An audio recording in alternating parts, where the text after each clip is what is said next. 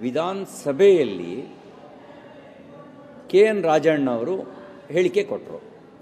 K N Rajanna not only for MLA, he is one of the senior most leader, he is a minister.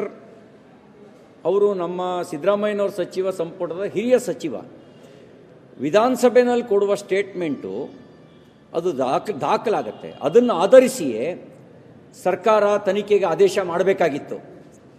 ಮತ್ತು ವಿಧಾನ ಪರಿಷತ್ನಲ್ಲಿ ನಾವು ವಿಷಯವನ್ನು ಚರ್ಚೆ ಮಾಡಿದಾಗ ನಮ್ಮ chief minister he has made the statement,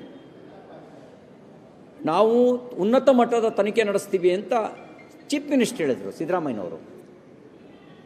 ಇದಕ್ಕಿಂತ ಇನ್ನೇನು ಬೇಕು? ಮತ್ತೊಂದು ದೂರು ಕೊಡೋ ಅವಶ್ಯಕತೆ ಏನಿದೆ? ವಿಧಾನಸಭೆಗೆ ಗೌರವ ಇಲ್ವಾ? ವಿಧಾನಸಭೆಯಲ್ಲಿ ಕೊಡೋ ಹೇಳಿಕೆಗೆ ಏನು ಬೆಲೆ ಇಲ್ವಾ? ಹೇಳಿಕೆ ಕೊಟ್ಟರೋರೇನು ಹಾದಿ ಬೀದಿಲಿ ಕೊಟ್ಟಿದ್ದಾರೆ ಹೇಳಿಕೆನ?